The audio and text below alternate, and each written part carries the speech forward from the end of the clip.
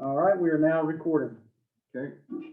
We call to order the Planning Commission meeting Wednesday, February 3rd, 2021 at 7:02 p.m. Roll call, please. Commissioner Drutt, Here. Commissioner Kinsley, Here. thank you. Commissioner Wallace,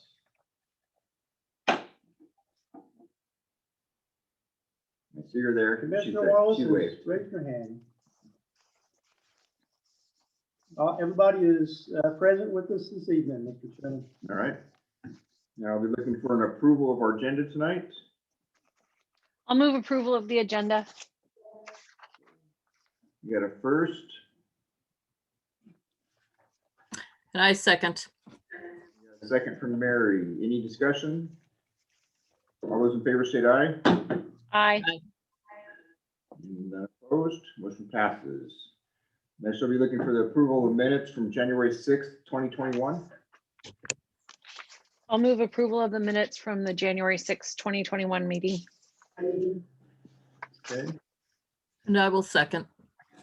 the first from Suzanne, a second from Mary. Any discussion? Hearing none, all those in favor state aye. Aye. Aye. Motion passes. Next on the agenda is old business. This would be regarding land use file 2019-04, the Sunset Hills subdivision map 19-01-14-21, tax lot 05,000. So we're gonna close our standard meeting, open our public hearing. During tonight's public hearing, this will be a continuation from last month. So there won't be public comment, but instead we'll just go straight to a staff report from Henry. Thank you, Lon. So I don't have much to present for you on this matter. I did submit the revised staff report and the two additional pieces of evidence that were submitted. They were the revised utility plan and the resolution list submitted by the applicant's representative. I have nothing else to add, so I would state, Lon, that you should close the public hearing, close the record, and then move into deliberations to make a decision, to make a motion for approval or denial to send on to City Council for final action. All right, thank you very much, Henry. So at this time, we're going to close the public hearing. And at this time, we're going to close the record on this and go to the council members to see if there's any discussion on the subdivision for Sunset Hills. So Suzanne or Mary, any discussion? No, everything looked Mm-mm. good. Yeah. I Thank you, would add- Henry. Did Yeah, a I great would job. add nothing really changed. The conditions are the same. The applicant's aware of them. So what you've seen before is still what's being approved, essentially. I appreciate all your help with this, Henry, and you guys working so hard to get this done. So I guess the next part of this is just determining if we want this we feel this should be passed on to City Council. So I'd be looking for a motion for a recommendation to send this to City Council for approval, or if we deem that it's not viable. I'll move that we recommend this subdivision plan to head to City Council for approval. Okay, And so I'll second. motion from Suzanne and a second from Mary. Any further discussion? No. All those in favor state aye. Aye. Aye. Motion passes. So Okay, then we'll- excellent. I think the Thank you. Yeah, yes, you're welcome, Mr. Ban. Lots of hard work. Yes. Good Well, the luck. work's yet to come, Yeah, now onto the dirt. right? All right. All right, I believe that's all we have for old business. So we'll be moving on to new business. This will be in regards to land use file 2020-01, Tristan Ferguson site review, map 19-01-14-22, tax lot 2301. So closing our normal meeting, opening up public hearing. So the public hearing is now open at 7:07 PM for the purpose of considering land use file 2020-01, Tristan Ferguson site review. The procedure I'd like to follow tonight is as follows. Start out with the staff report, questions from the planning commission, applicant presentation, public testimony, general public comments, and then applicant rebuttal. Does any commission member wish to disqualify him or herself for any personal or financial interest in this matter before us tonight? No. No. Does any commission member wish to report any significant ex parte or pre-hearing contacts? No. Okay, so just so everyone's aware, Tristan would be my neighbor. So I have talked to Tristan a few times about this, but I don't have any financial gain from any of this.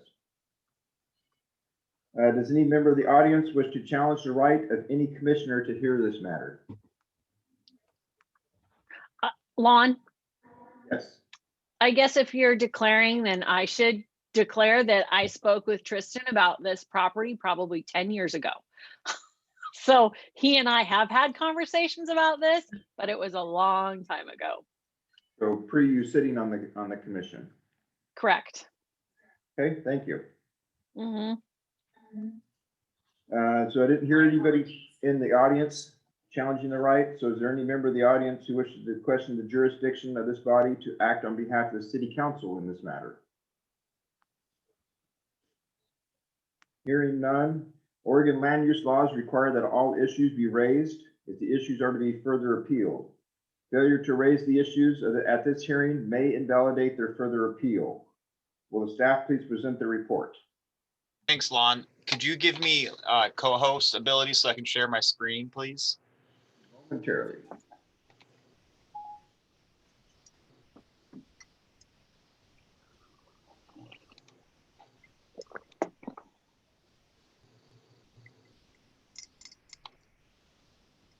We're working on it, Henry. Sure, no problem.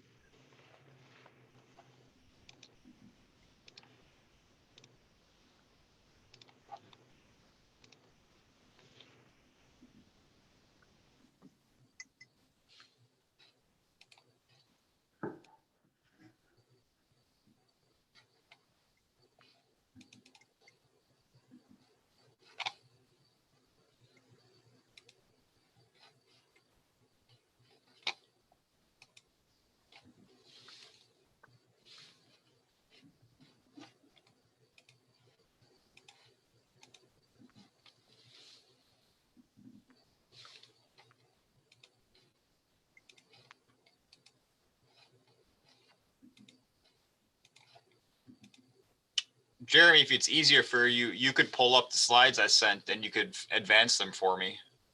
That's what I'm doing right now. I just Okay, have sure. them, That'll work. and I'm gonna go ahead and share my screen. Excellent.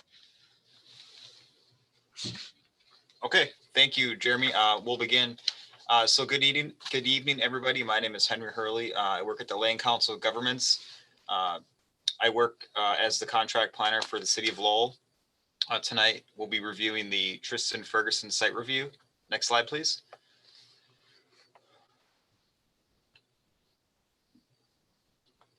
So tonight, I'll give you a brief overview of the proposal. I'll talk about the delayed improvements in the form of the waivers of remonstrance. I'll discuss the conditions for approval, and myself and the applicant and his representative are also here for any questions you may have. Next slide, please. So a brief overview of the proposal. The property is owned by Mr. Tristan Ferguson and has hired Chris Morris and Branch Engineering to help out on this project. The proposal is to place a single-family home on the site that will also be a garage. The living quarters will be on a separate floor above the garage. The property is zoned R1 and currently vacant and contains mapped waterways and wetlands. The property will take access from the unimproved portion of North Damon Street. Next slide, please.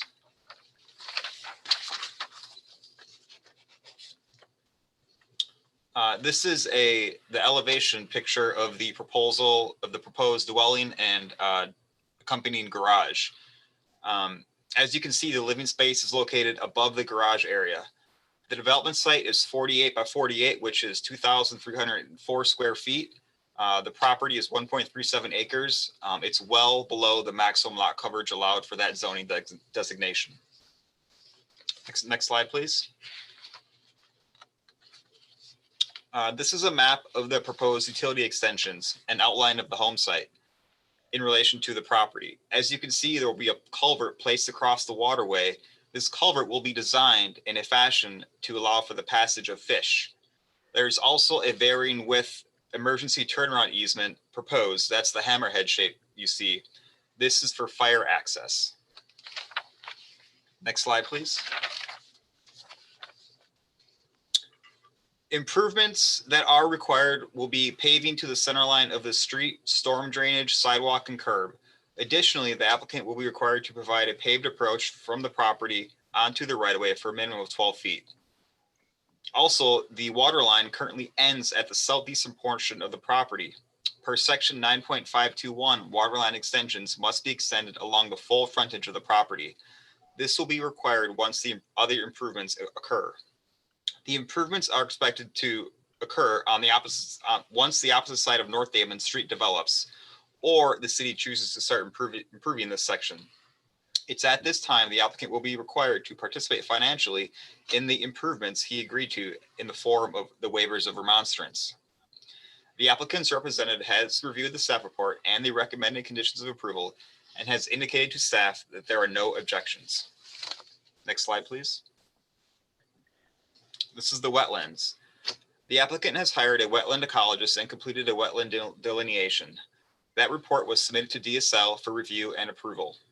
As far as staff can see, there are no further issues to address with respect to wetlands, as the applicant has received the permits. However, the applicant will be required to abide by the conditions as set forth in those respective permits. The permit number is 62767 GP and was signed and approved by DSL on September 10th, 2020. Next slide, please. Staff does recommend that the proposal can be approved subject to the findings and conditions as contained in the staff report. Next slide, please. There are 4 conditions of approval, and each of them are in the form of those waivers of irrevocable waivers of remonstrance to future assessments, as I discussed earlier. Those are urban street improvements to include a half street pavement to centerline improvement, storm drainage, sidewalk, curb, and gutter for the entire frontage of the subject property that abuts North Damon Street. Condition 2 just further elaborates that. Next slide, please.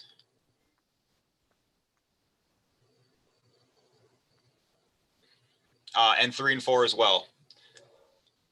Condition 3 is related to the driveway approach, and condition 4 is related to the water line extension along the property's frontage.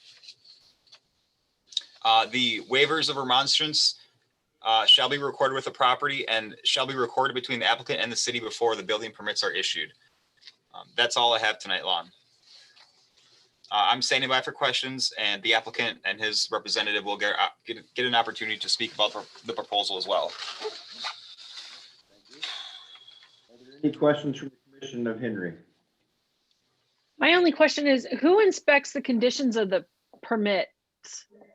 The DSL and the permits. How is? Go ahead. I don't have an answer for you other than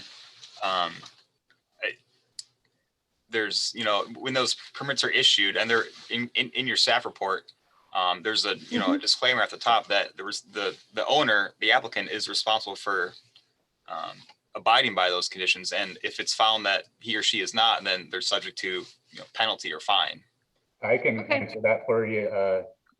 This is Chris from Branch Engineering. Oh, Chris. Hi, Chris. So I did the design on, I designed the property and all the engineering, and I also designed the stormwater 401 water quality certification for DEQ. So DSL and the Corps of Engineers are liable to come out and check on these conditions, as well as DEQ is also very likely to come out and check on the conditions of the water quality certification. So if these, especially with the significant wetland impacts and some of the mitigation that Tristan was allowed to account for was removing the channel that was dug by somebody else and move the original channel line from its original historical area over to next closer to the street frontage. And since we're moving it back to the historical channel and doing some improvements to add to some wetlands and also create a storage of water in the area and improve the wetlands, this will be something that I highly anticipate the DSL comes out and takes a peek at once this Okay. inspection is underway. Thank you, Chris. I was just curious as to how that all took place. If it wasn't the city's responsibility, who was? So thank you. Appreciate that. Good question. Thank you.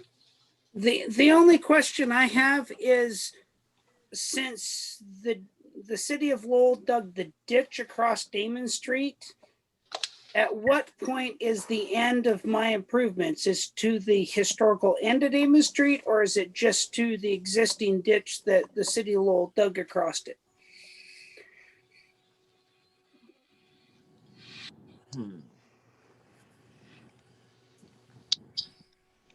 I'm gonna have to probably look to Henry for that. See if Yeah. Henry has- So which improvement are we speaking about? Or all the? Just all the improvements, when it says I have to extend it for the full length of my property line that faces Damon Street. There is now, the city of Lowell dug that ditch across Damon Street, so it cuts off not a very large chunk of Damon Street, but it does cut off. So am I just responsible for those improvements to the existing ditch that the city of Lowell put in, or am I past the ditch? That's just knowing where that boundary is. Sure, That's sure. the only question I have. Before I start saying anything, Max, do you want to weigh in on this one? Probably not. Okay, sure. Yeah, go ahead, Henry. So Jeremy, can you pull up the PowerPoint again and go to one of the maps and we can take a look? While he's doing- I speak a little bit to this, and from my understanding, it would depend on whether, I believe, 4th Street comes from the east and connects, or if the whole frontage, the eastern lot east of North Damon Street is developed, or if the northern property at some point subdivides and develops, and the city decides to have them connect the street to the north across that channel. I would think that either the city or the eastern property owner develops would have to help Tristan pay, but I believe that everything would have to be developed to the northern property line from a planning perspective. But like I said, that depends on whether the street would connect to the north property line or to the eastern property line to the 4th Street connection, where that is just south of the stormwater channel that Tristan is speaking to. Right. Yeah, so Chris, I agree from the planning perspective, it's the entire frontage of the property. And I'll add to that those specific plans are not in stone, or they're not drawn up yet. And the actual extension and placement of the water line will be coordinated with the city engineer when that occurs. So I don't think we quite know the entire length or exact placement where that water line is going to end up at. Yeah, well, the water line currently is going to end up all the way to just south of that stormwater channel. That way, Tristan will be able to connect to that. Right, and then he will be required to, when that occurs, extend it along the frontage. Yeah, if it does occur and extends Right. North Damon Street to all the way to the north property line, then yes, that would. Yeah, I think we're in agreement on that. Yep. Does that answer your question, Mr. Ferguson? Yes, it did. I just wanted to know if we were still going off the northeast corner of my property, the full frontage, or if we were just planning on going to the existing ditch. because I went out and Yes. looked at the property. If I'm only required to extend the water line to that existing ditch, it's like 50 or 60 feet, and I would do that when I put the water line in. But if I had to go underneath the ditch, that's a whole different deal, and I wouldn't do that until I was required to the city. But if I was required just to go to the ditch, then that's only another 50 feet, and I do that when I put the water line in, and that's Sure. what I was trying to clarify. Sure.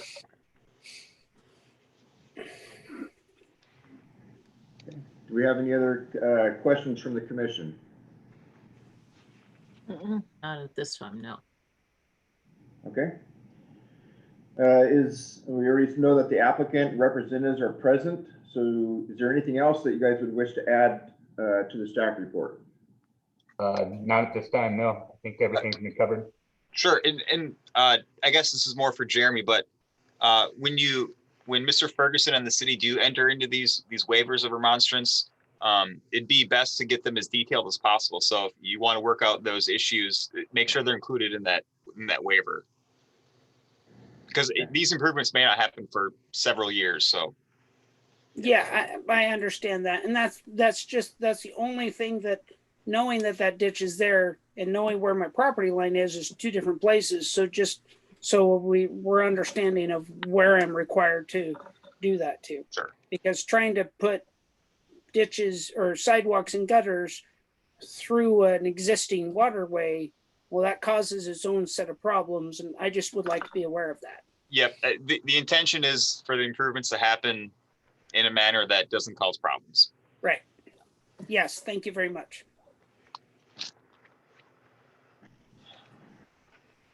Okay, so if there's nothing else from the applicant, does the commission have any questions for the applicant? No. Okay, Does he have a Now is it- timeline for building? oh, there you go. I've been trying to secure the permits for this for 3 years now. And so we're still waiting on the Corps of Engineers permit, which they keep telling me and Chris that should be coming any day. And they've given both of us emails saying there's no reason for them not to approve my permit. And like I said, DSL and DEQ have already approved my permit, and I paid for those permits. So I have to wait for that last permit from Corps of Engineers, and possibly start on it this summer once the water goes down. That's great. Congratulations, Tristan. Thank you. Yeah. All right, are there any members of the audience who wish to speak in favor of this proposal? Hearing none, are there any members of the audience who wish to speak against the proposal?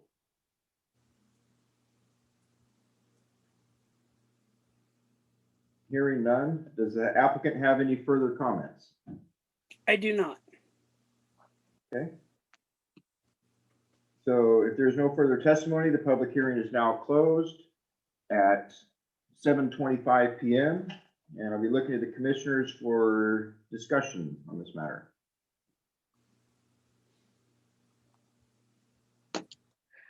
Or, excuse me, were the wetlands mitigated? They were. Yes, Mr. Ferguson paid into a mitigation bank credit. Okay, that's all. And I have no questions. All right, then I will be looking for a decision from one of the members. Lon, Oh, yes. just before you adding, excuse me. I did want to make something clear. Obviously, everybody knows there's a wetland in a stormway and a waterway there. And Tristan's right. This has been something that him and both city staff and Chris have been working on for a long time. One thing I just wanted to make everybody sit at ease with, and obviously we're waiting for the one permit still on Army Corps. But this will be a project that the city will work very close with Mr. Ferguson and also Chris. This project, it not only is it going to be beneficial to Tristan, but it's also going to be beneficial to the city, and meaning that it is our largest waterway that we report to DEQ on. So And it's the closest impacted site to the actual waterway to the lake. So there'll be very big involvement from the city on it, not doing the work with them, but being a part of it, both with my staff, engineer. So it's not going to come to a surprise, and Henry will be part of it too, but it'll be something that happens all together. It's be untypical of a standard residential development, just because specifically the wetland, the waterway. So, Okay. Yeah. Thank you, Max. So I'll be looking for a decision or a motion from one of the other commissioners regarding whether to approve or deny this application. I'll move approval of the application for Tristan Ferguson. Okay, With the conditions, what was that, Mary? with the conditions. Oh, yes, with the conditions. Correct. I second that Yeah. motion. Okay, I have a motion made by Suzanne Kinsley to approve this under with the conditions met, and a second by Mary. All those or any other discussion? Hearing none, all those in favor state aye. Aye. Any opposed? Motion carries. Thanks, Lon. Thanks, everybody. Mm. Lon, when you get a chance, you have some findings that need to be signed, and you give those to Jeremy and then get them back to me, and I'll send them off to the applicant, showing that his proposal has been officially approved. Yep, I'll get that taken care of tonight, Henry. All right, sure. All right. With that said, do we have any other business to look at tonight? Not on the agenda, Mr. Chairman. All right. And with that, we'll look into adjourn at 7:28. Thank you. Thanks, everybody. Ready? Thank you. Mhm. Yep. See you later, Tristan.